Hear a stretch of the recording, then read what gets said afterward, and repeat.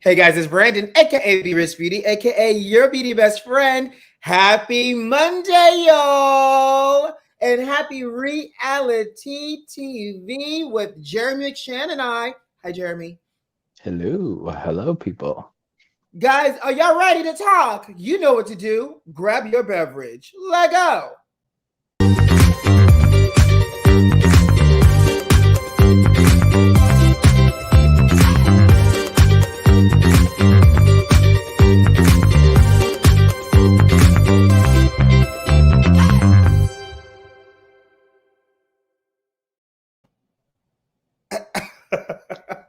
I like my intro.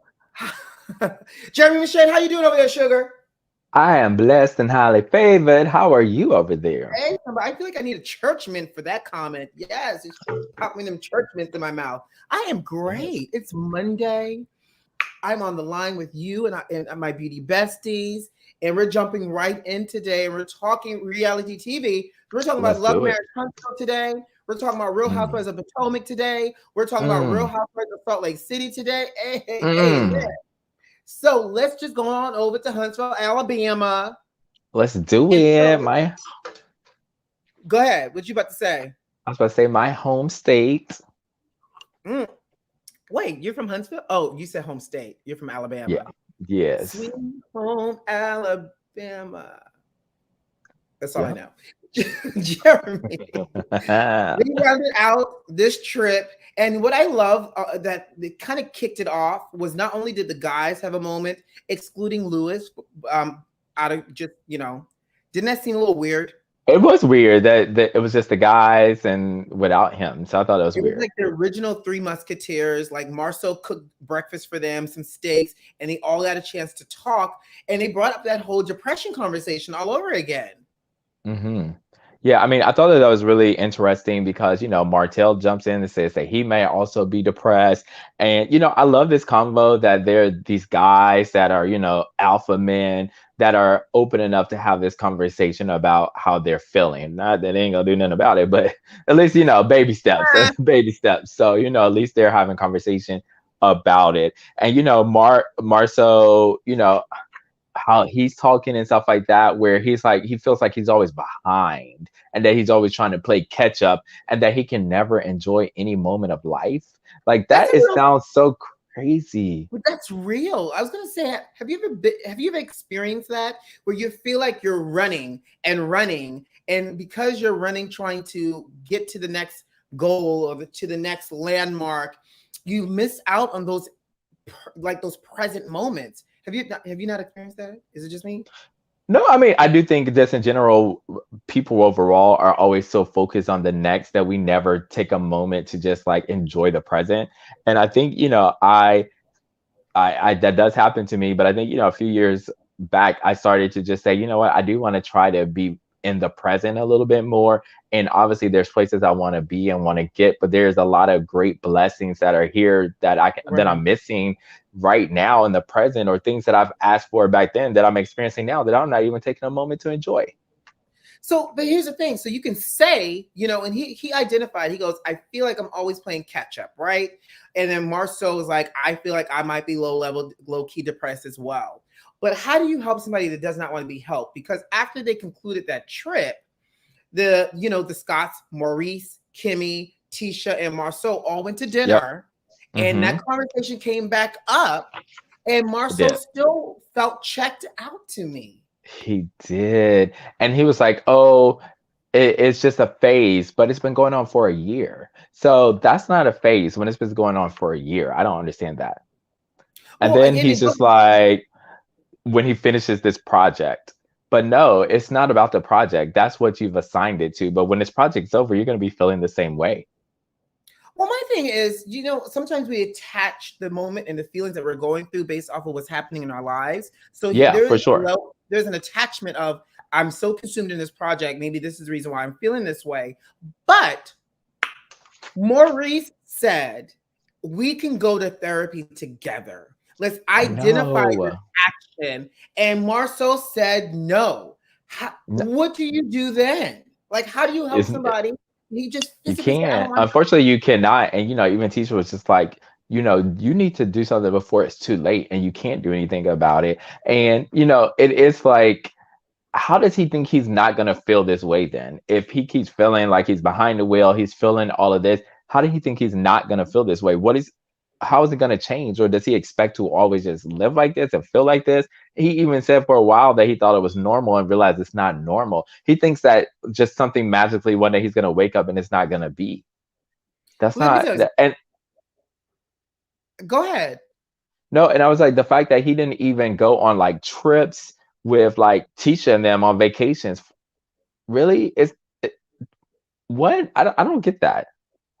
I feel like once we get to the end of this season, and I'll be really interested to see what this reunion looks like, because this season has really shown a few cracks in their marriage and within their functions as humans and partners. Because for Tisha to say, I didn't know my husband was going through this, for Tisha to say he doesn't even want me involved in this, I, I would feel some kind of way. And granted, it is up to Marceau to figure out how to resolve this. But if you're married, and don't get me wrong, I'm the single one over here. However, I'm just thinking, what can I do to support my partner? And if my partner is intentionally excluding me, I feel some kind of way.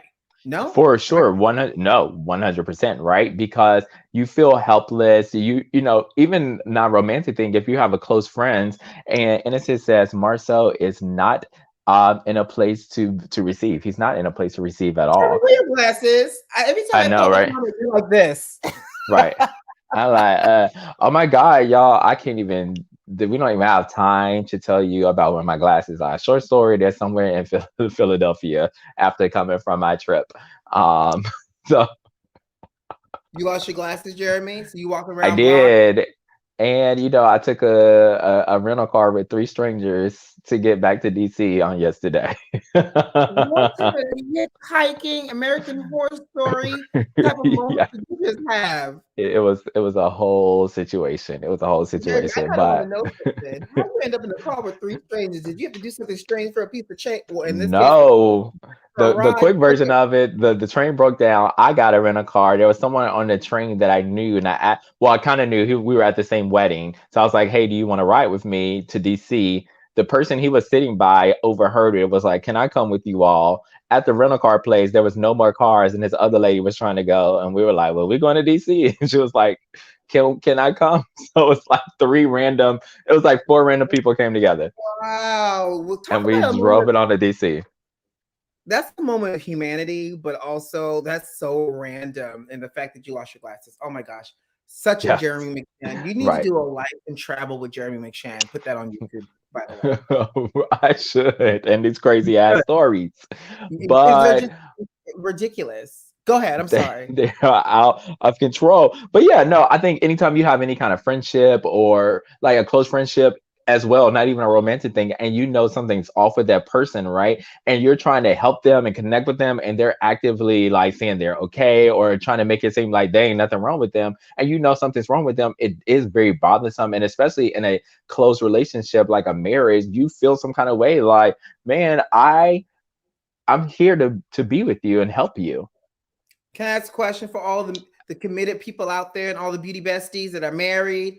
If your spouse is intentionally excluding you out of something that's happening with them, what do you do? Do you feel some kind of way? I want to know what you feel. Now, speaking of resetting, right? Because obviously, I appreciated the fact that I like Kimmy. Like Kimmy is such a guide on the side and not necessarily the sage on the stage. And she is all about trying to create harmonious moments. And she literally went to Tisha and she said, you know what? Let's reset because you're my sis. And Tisha says, I'm here for it. But you got to watch Tisha because Tisha is fine until Messy Wanda comes around and stirs the pot and throws all the karma out of whack. So we shall see how long this reset between Tisha and Kimmy lasts before Messy Wanda come and throw some glass up in the mix, child. Yeah, I don't think it's gonna last long. And then even the Tiffany Destiny reconciliation. I That mean, ain't gonna last long either. at this point, I would just rather be like, we don't really like each other, but let's just figure out a way to be cordial. We don't have to be friends. We And that's don't. okay too. That still works for the show. We can be around each other, have a good time, but we don't have to have our own relationship. Our relationship, I have friends or people I hang out with that are in the context of a group of people, right? Like I hang out with them in that group. I have a good time with them, but I don't have the I don't we don't text outside of like a group text or nothing or have an individual friendship. And that's fine too. Like it is what it is.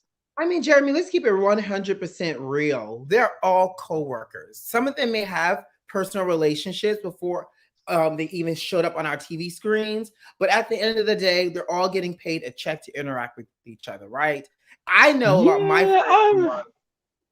Oh, I what? mean, I have a little different take because people always say that, even with the whole Portia situation. But your job is not necessarily just your job is to get to know people and hopefully on a personal level. So I think it's very different than most jobs where we go there to work a function. But if your function is to get to know people and build relationships with people, it's very different than Yes and like no. everybody else's Yes and job. no. Yes and no. Because that's the beauty of working with people. How many times have you been on a job and you've developed real friendships with people and they become family? I have tons of people that I've worked with and they're my family now. However, there's some mofos I still don't mess with, and it's a very keep it cute because we still gotta work Yeah, together. but And your job is not to get to know them though, right? That's just an added benefit of you working your job function, as opposed to these people on a reality show. Their job is literally to get to know one another, and let's see what envelops as you get to know one another. I agree. I mean, I'm not disagreeing, but at the end of the day, they're still getting paid a check to show up. You're right. So And speaking of which, job. um, what season is this? Because my TV say it's season 2, episode 32. So I'm Really? real I don't know confused. what kind of whose internet cable provider are you mooching off of? Because No, I mean literally my Xfinity Comcast that I paid $200 a month for, which is out of order, is I pay two hundred says that dollars for cable. it's well cable and the internet, but That's a it's a lot. lot. I'm It's a lot. sorry. That's It's a that's whole a, lot. what type of premium package you got over there? You can't I run me don't your even people feel like out. Well then, I don't even feel like I have that. And like the problem is, A, where I live at, the cost of living is really high. But then B, there's where I live, you can't have any other providers outside of Comcast. So there's I no can't really do that. need they don't have any competition. So their prices are what their prices are. It can't be competitive. So, I mean, it is what it is. I'm going to work on it now. So this is I'm trying to tell you what season they're on. Trying to look it up now. I feel like this is season 4, if I'm not I feel like mistaken. it too. But they're giving me like dates of the launch and the name, so I don't even know what season this is. However, I feel like it's like season 4. Anyways, I digress. It's, Innocent Spectator says it's season 3, ain't it? Now, wrapping up really quickly on Love and Marriage Huntsville. Martel and Mel. Why does Martel want full-time custody of these children? Because you know what it's giving me? Broke. It's telling me that Martel is trying to get one out of paying child support to Mel and try to actually get Mel to pay him child support, which is the only reason why he wants these kids full time. I mean, I feel like his job he is just trying to make her life a living hell in whatever way that he can, and knowing like, okay, she's still doing good, with She's her work totally wise, she's nothing. doing good here, she's doing all of that. So all right, I'm gonna hit her where it really hurts, her kids. And I'm like, he's so disgusting in this area. He's a manipulator. He's trying to twist the facts with her in this babysitter situation. And Oh even when he my was talking to God. Lewis was just like, do like without saying it was a bad idea, trying to make him come to a conclusion, like, do you think that's best for the kids? How do you think she's gonna react? And Martel's looking for a check. He is. Checkity check I, check. I don't I don't think he's looking for a chat because listen, I can let you know from she says what he can't be He can't. can't even fit in them I'm sorry. clothes.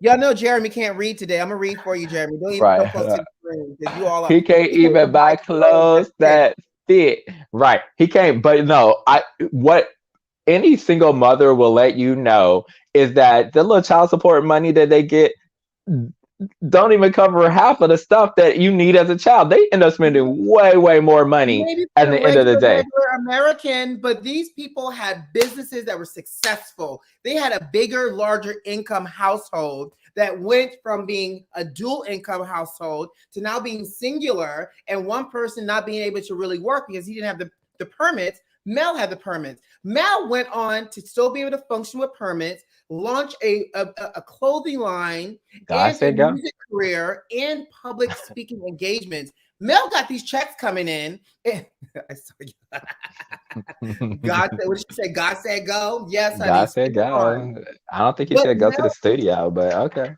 Mel got these checks coming. Mel got these checks coming in, and now he wants to be able to. He needs something because she said he didn't pay for the hair for the girls to be done. He couldn't pay tuition. He couldn't even buy them clothes. He is broke. No, he is broke. Broke. Brokey, broke. Well, we're about to see. I want them to stop filming scenes together. It's no longer enjoyable to watch this anymore because it's very uncomfortable because like it's real, right? Like this is going on when the cameras start rolling. Like it's almost too much. I like reality TV where it's kind of like mindless drama, where it's like people's lives will be little impacted by what's happening. Absolutely. Right. I'm casting Trump checks. Oh my gosh. Right. Right. I get you. But here's the thing. She was honest. She said, we can't exist in a room for multiple days together. They're not there in their relationship yet because it's still broken and it's still damaged and they're still hurting and they keep hurting each other because hurt people, sugar. I'm tired of talking about them. Can we go over to the Potomac, please? Let's do it because just as angry as I am at Martell, I have that same, if not more, fervor for Candace. What did innocent spectators say? We're not going backwards. Go ahead. I feel like I know what you're about to say about Candy Girl. Oh, right. So after Martell appointment, him walking out, I need Candace to be walking into the appointment because she also needs anger management. This girl is out of control. I mean, she is she's crazy. Even when they're trying to talk to Mia's trying to explain the situation about the mother, why it has an impact. She's like, I don't care. And it's just like, I just don't get it. Like, what? So she's making the lettuce. She's also making the lettuce thing like downplaying it. She was like, well, I threw one piece of lettuce and she grabbed a whole thing of lettuce and threw at me. But sis, if you would have thrown no lettuce, we would not have even been here. Right. But that's Candace's classic toxic behavior. She will throw the rock and hide her hand. Right. Yep. So she threw the 2 pieces of spinach at Mia. And Mia was like, wait a minute. You got me effed up. Let me go ahead and use these big hands since you keep calling them big. And I'm going to show you what a pitch looks like. And she pitched that entire salad bowl of lettuce at Candace. And then, classic Candace, she's crying. Tears streaming down her face out of anger. Right. And like Mary Cosby said on Watch What Happens Live, she keeps talking about that lady hands are big. She better stop provoking her. Like, if you keep saying somebody's hands are big. And, you know, Giselle on the after show was just like, listen, if she would have threw that at me, like, she deserves to have the whole bowl of salad dumped on her. Like, that's not okay. And she says, listen, the episode was so very revealing at how childish Candace is.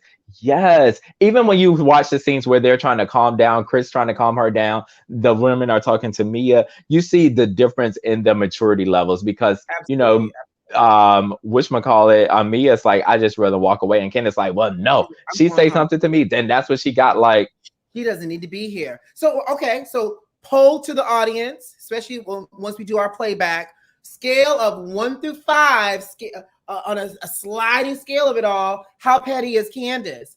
Not petty, partially petty, Pluto petty. How petty is she? It's too much. Like, it's not enjoyable to watch. Like, and I think she thinks that because she said the other day that she's the most hated housewife, right? And I think she takes joy in that. And it's just like, no, like nobody likes this. Like, this is crazy to me. I was too. Yes. She said, I don't need to. I was like, whoa, sis. And see, let me tell you something real quickly. Chris is smart, and you can tell she takes Chris to all different types of places, right? Probably behind closed doors. Chris had to walk away for two reasons. Chris could not get visibly upset with her on camera as a white man in a restaurant at a table with nothing but black people. And I feel like his race, he has to be very mindful. And and obviously, if the situation was reversed and it was a table of white people and the black person, he'd be like, "Oh God, you gotta be careful." But I feel like he has to be very mindful how he responds to Candace while on camera, because it's a potential for him to be dragged. No, because if he would have said whatever he said, it would have been warranted there. Like she was acting, what Nene said, a black fool up at that table, She and did. like I just, and then when she's having a conversation with Ashley, I mean, I don't even understand why Ashley even tried to take it there because it was a good place. And Ashley kind of started this whole conversation back up about the husbands and all of that. Even after Chris tried to have an olive branch with her and talk about how, her being a mother looks good on her and all of that. And that was And, kind. And that was kind. it And so was again, really kind. it's all He about the is person. kind. Huh? He is kind. I think He he is is kind. kind. And you And could if Candace tell. keep acting like this, that's gonna be his third divorce. Like Chris don't play these games. Like he don't play. He Oh, don't play the games. Okay, in and out. let me go ahead and sip my strength. Now, let me tell you something. Ashley is just as petty because Ashley can say she wants to move on. And I was watching the after show, and I can understand. Ashley says Candace gets these opportunities to say sorry, and she chooses not to. I would have an issue with that as well. We're sitting at a table, we're having these moments. People say, "Do you regret certain things?" And Candace won't acknowledge it and act like she's never said it. I too would be upset. But you have to learn how to control your peace, sugar. And Chris said it looks good on you. All she had to do was say, "Thank you, Chris."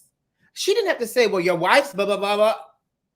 My wife's not here. Well, I'm talking to you. well, he kind of opened the door when he was like, I know we've had our things and all of that. So he kind of opened the door with that a little bit. So, I think she took the moment to say thank you and be like, hey, appealing to him to kind of maybe say, look, if we're gonna really move past this, we're gonna have to talk about it, and this is where we are with the situation from our point of view.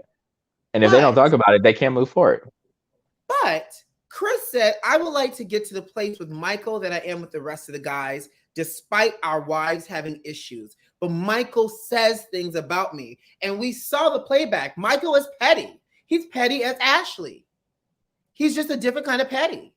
So I think that Yeah. makes it hard to connect. And this whole overseer slave driver thing, again, Candace does owe an apology for that.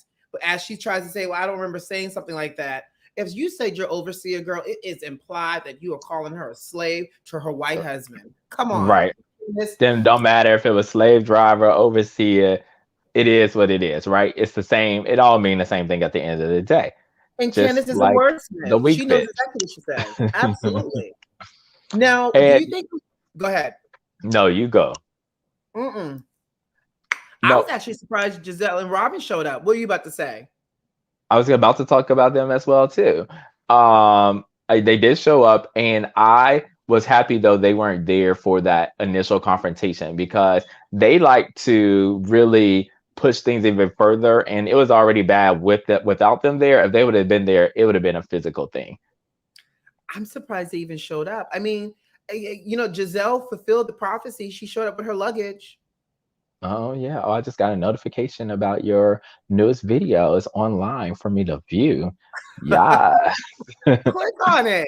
I will, if I click Oh, on it, it's gonna take me right. It's gonna take me out of here. Okay, I'll and then click the on it. unboxing video. Well, I'm Right. glad you All know right. turned on, sugar. Yes, love. I always need to know when Be Rich, my beauty bestie, is got some information for me. Okay. So, um, but they are staying in this extra room with no bathroom in it. So I don't get how that is even possible there. She Because there says wasn't even a Robin bedroom. That's Shape why. she stayed all the way home. I'm gonna read it for you, Jeremy. I told you ain't got your glasses on, sugar. No, oh no, no, no. Okay, it was the vowels were missing. That's why. Okay, that's fine. It should have. Okay, is she had a character limit? That's why she left them out. Okay, Robin like should have stayed all the way home. I agree because Robin is in a foul mood because she's on her period. And did y'all notice Robin sat her behind on that phone at the table the entire time? And at one she point while they did. were arguing, she was actually taking a whole telephone call. She said she was trying to find a hotel, but it was nothing under $100, so she had to stay there. So I'm like, damn it, Colin. Y'all have any There was specials good for tonight? Marriott around there. Listen, there was none of that there. Okay, it's nothing that she was willing to pay. Listen, there's hotels all around. Now you on the Eastern Shore though. Some of them hotels are a little expensive. Is the Eastern So, Shore really nice, Jeremy? I forget that's your backyard. so the Eastern Shore is kind of like where people go to the beach and stuff. Because it's right on the Chesapeake Bay. So you have like all the beaches there, Rehoboth, Ocean City, a lot of that there. And then you have all these other great towns like St. Michael's and stuff. So it's really, really pretty kind of beach-esque kind of city. And so because it's a vacation destination, they're just always really expensive. Is it like the Martha Vineyard of like the DMV area? Some areas could be, but not all overall. Because I mean, there's all kinds of places as well too. So, but some areas are really, really nice. Well, I know this girl that owns a property on the Eastern Shore, and we went to her house, and it was beautiful. So, yeah. Okay. So Eastern Shores, they're fighting at the table. Candace is going after Ashley. Ashley's going after Candace. And then Candace can't even focus on one fight. Did y'all notice Candace was still trying to pick a fight with me at the same time? Yeah, I think something's going on with her. Like, I don't know what it is, but like this is a whole like new level of Candace that like tells me like she's going through something, something's going on because she's taking it out too hard on everybody else. But so These I low think budget something's fights. probably. You said what? These low budget fights she's picking. The low budget fights. And listen, that whole low budget comment, because it's like, well, how do you know I don't have a thing about low budget? Like, girl, whatever. And if it's low budget, it is what it is, low budget. And I'd be like, yeah, girl, this is my first video, but you know, For me it to is what it say. is. But I'm gonna wait to that next video. I'm gonna get better and better. But thank you for coming. You know, it We was all what it start was. someplace. And And absolutely, we sis, all do you start. want to help make a donation so that it's not low budget for the next one? I would love your support. Oh, she started a little GoFundMe or a Kickstart for her music career since everything is self-funded. Listen, I'm not giving her nothing because she don't Um, deserve nothing. so really quickly, while we're on the topic of Mia, before we move on, is it just me? But is Gordon a little? What are you doing over there? Is Gordon a little creepy to you? To Yes, anybody I'm else? licking my tongue out like Gordon. That was so awkward to do to the Grand Dame and Ashley in She the said, hallway. she said, I'm the ambassador of Surrey County. Does he know that? Child. I was First of like, all, she didn't even know what? what teabagging was. Karen Huger, you are not going to tell me you've been married to Ray for this long and you don't know what the definition of a teabag is, sugar. I'm trying to think though, like, have I ever really just done that before though? Because it just seems so weird. Like,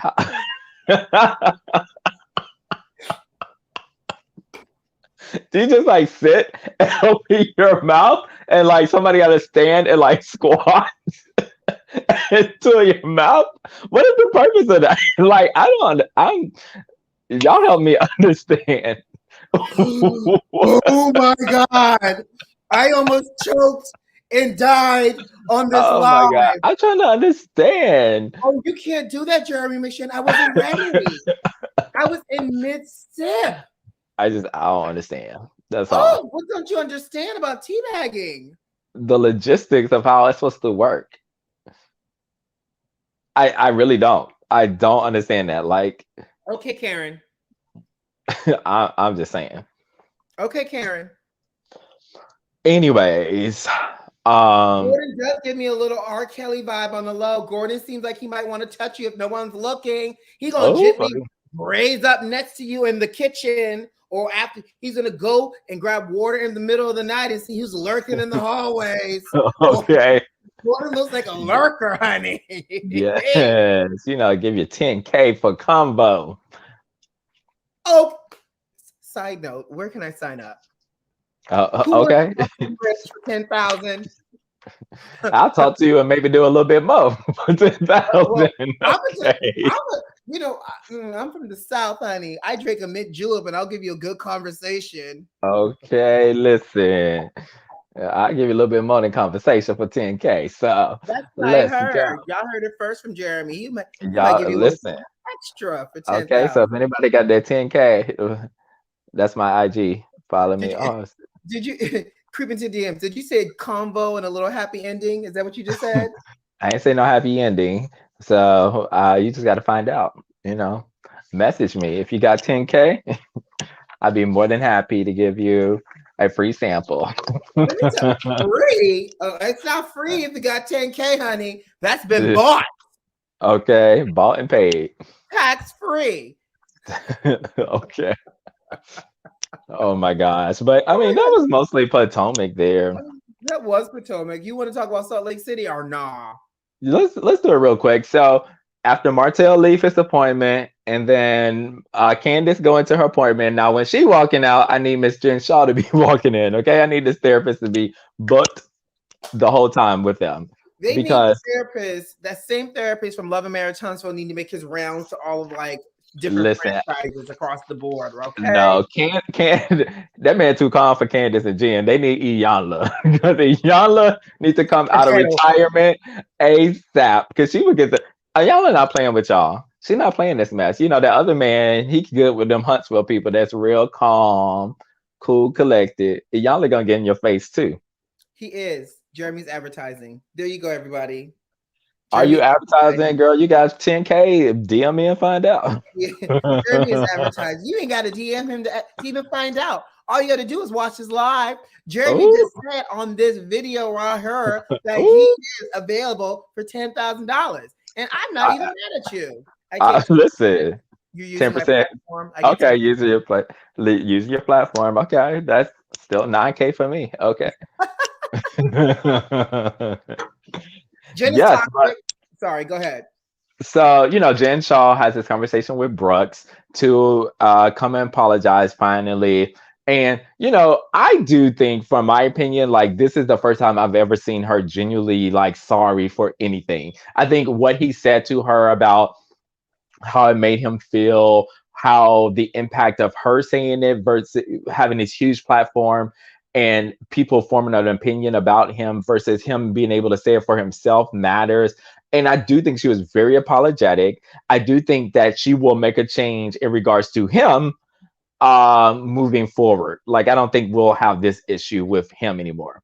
It's always the slow roll into accountability for me. It was, I apologize. I don't manage my social. I didn't realize it was going on. I had a conversation with my team, but I apologize because it came from me. Girl. Yeah, and I don't think he took that either. That's why he went into more detail about the impact of the actions that it happened.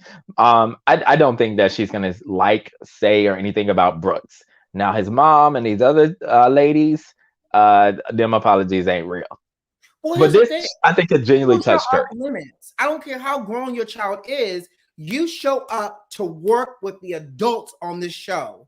Again, we're going back to coworkers. Kids are off limits, and so should parents be. Don't come for nobody else except me and mine, right? Me, because this is who you're interacting with. Say whatever you want to say about me. Don't bring my children into this, or my dogs, or even my plant. But the crazy thing about it is, he was having a private conversation with his mom that her actions of spreading her legs made him feel uncomfortable. Right. What's so wrong with that? Well, first of all, she should not have been spreading her legs, and that was a half-assed apology for that one too. I'm sorry that you saw my GG. I was drunk. Okay, girl. But at the same time, it made him feel uncomfortable. He took it to his mother, and she or her team liked to tweet about him never seeing a vajayjay in his life. Again, it's the lack of accountability for me. But I appreciate that it did seem authentic. We shall see how long this lasts. but it's just interesting, you know. Yeah. And Mary brings Whitney some cookies that she claims that she bakes until they was like, "Oh, show us how to do it." And she was like, "Oh, I'm tired right now." Baby, Knowing I will good and eat well she did not month bake them cookies. cookies. You know when Okay, them she does church that members whole bake egg them in there. cookies. Hello, and even then, speaking of church members, wasn't that not the craziest ass story about the church member that It died? was Erica Jane level. That's why I was just like, "Oh my God." This car, it flipped over. They came out of the sunroof. It felt the girl was like, "Oh my I'm not God, laughing at are they?" at the tragedy here, but I'm just It was laughing how at she the character. told the story, and the girl's It is. like, "Oh my God, is she okay?" And Mary's like, "No," like so matter of factly, and then she's like, "Oh, I'm happy to be here." That little Is girl she was alive? like, No, she's dead. But I'm happy to be I'm, here. Want some cookies? that little girl was like, "Oh my God," like, and she's talking about wear your seatbelt. I was like, I Mary's just cannot. the weirdest to me, but I can appreciate that she showed up over to Lisa, not Lisa, Whitney's home Whitney. and was able to have that conversation. But did you see that Whitney actually sat down with Lisa? I did see that. And what do you think is the problem, the real problem between those two? I don't really get it. I don't know what it is, but I'm gonna tell you one thing. Lisa's dry as sandpaper type of conversation, olive branch, was just so painful to watch because it does not seem sincere. No, You're it not going to wasn't. tell me you took things out of context when I walk into a place and I ignore you and tell everybody else hi. Like Lisa, quit the shenanigans here. Like you took that out of context. That was not what I meant by that. But yeah, no, I don't. I do think like I don't know what the initial issue, and I do think what Mary said to her was very true. She was just like told Whitney, "You want to be Lisa's friends because other than that, you wouldn't care what she said about you." And I think that's so interesting insight because yeah, I think when people have these disagreements with people or mad at what they say about them, it's something about them that they want to be around and they don't know how to process that. So instead of that, they just say bad things about them. Okay, I have a confession to make because Okay. it's just you and I and everybody else is watching, right? Right. I think it's something along the lines of when you telling me or you're showing that you don't want to be friends, I now make it a mission to try to befriend you because I know I'm dope. And I know I've struggled with that in the past. So I'm just like, why don't you like me out the gate? Why are you acting shady? Oh, I'm gonna show you how fabulous I am. I'm gonna show you I'm a good person. Oh, you gonna like me today? Like I go through those moments.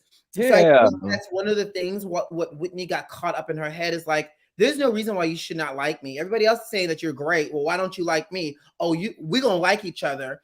And in the course of it all, I feel like Lisa would just double down on her shadiness. Whitney double down on her being vulnerable, try to make her like her, and got her feelings hurt over and over and over again.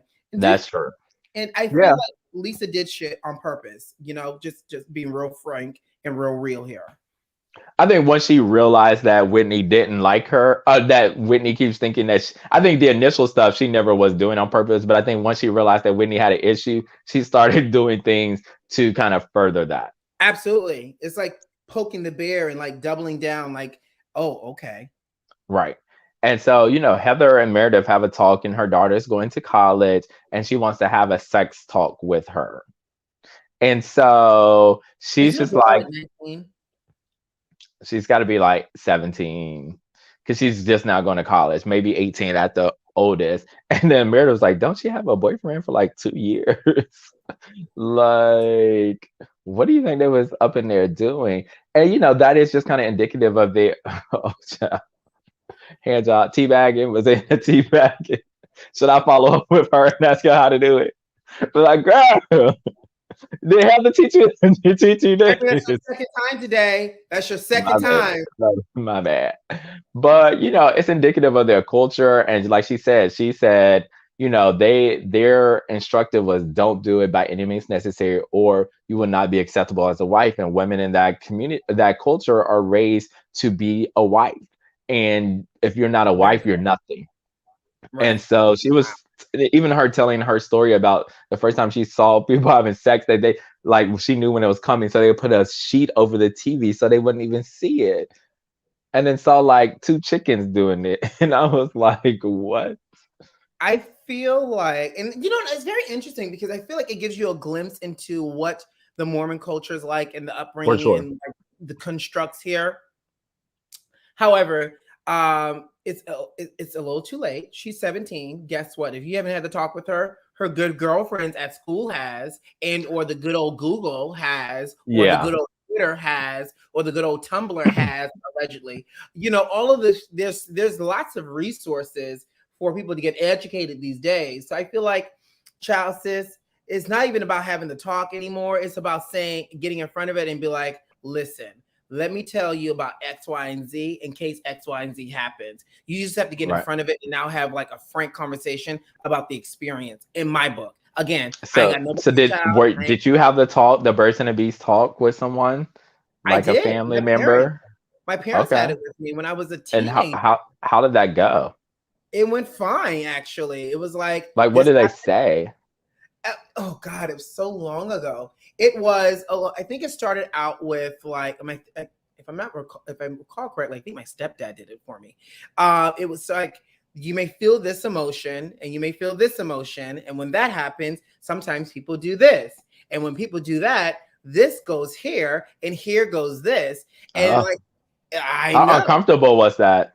I mean, it wasn't. Who was that? Nobody wants that Not conversation. even a parent. No, I don't think my parents ever even had that conversation with me. Like, I No, don't my I don't parents, I recall was that. thinking about it. It's so Okay. uncomfortable. Oh, sorry, Ma. You meant to give you another one and a fast forward a minute. Sorry, my bad. But no, I don't think anybody, my parents ever gave me that. Well, I know they don't never gave me that conversation. And I love what Meredith was like. She even gave her kids condoms. Like, how great is that? You know what I'm saying? Like, listen, don't like ideally don't do it if it's not the right person. But if you do it, here's the tools to keep yourself safe. I'm gonna tell you something. Meredith is the lit one because Meredith says, I don't want her to miss out. I don't want her to end up marrying somebody and not knowing what sex is like outside of this one Oh, that person. was Heather. Yeah, Heather. Sorry, yes, Heather. She's literally like, I'm giving you now advice from what happened in my life, and she's basically saying like, nah, y'all need to live and explore. Innocent Spectator said her dad gave her talk at 8. Wow. Well, listen, these days you got to get them kids as soon as they come on out, be like, boop. All right, baby. Here you Listen how go you now. got here. Okay. Look, Because listen, oh my God. So people quick alive. story. My niece, she is like about 9 and she has an Instagram. Like, I don't understand why she had an Instagram, but then she had recorded herself doing the WAP dance. You remember when that was really popular and posted it on her Instagram. That's why you need to be careful and teach your children about this early on, because it's no more wait till they're a teenager. Like, why are these kids talking about they got the WAP at 8 or 9? I can't. So Ooh, no, no, no, not the WAP at 8 or 9. listen, Oh, child. I'm woo child. sip your strength because I'm out. Listen, I'm out. I can't even lift the cup to drink it. That's how The much strength I WAP need. at 8 or 9. Jeremy McShann, next week, actually on Wednesday, begins the 4-part reunion for Real Housewives of Beverly Hills. What are we doing for this? Are we talking about Real Housewives of Beverly Hills next week? I We think this is are. We're gonna talk about Beverly Hills, followed by Love and Marriage, and we'll end with Potomac. So we're gonna take a hiatus on Salt Lake for a little bit. okay. And oh, by the way, Salt Lake, you saw the Nicki Minaj co-hosted the Salt Lake, not Salt Lake, but the Potomac reunion. I did. I'm interested to see that. That's gonna be towards the end, like probably third hour somewhere. I hope it's good. Nikki got one job, and it's to show up and do her job and ask the good, hard questions. So I hope Nikki did a good job. But okay, so guys, tune in next Monday for Reali-TEA with Jeremy McShann and I. We're talking about the Beverly Hills Part 1 reunion. We're going to talk about Love and Marriage Huntsville and Real Housewives of Potomac. And on that note, guys, we got to go. You know what to do. Subscribe to the channel if you like this video if you like, and leave us a comment. Most importantly, make sure those notifications are turned on like Jeremy McShann's are over there. Who loves you? I do. See you next week. Bye, guys.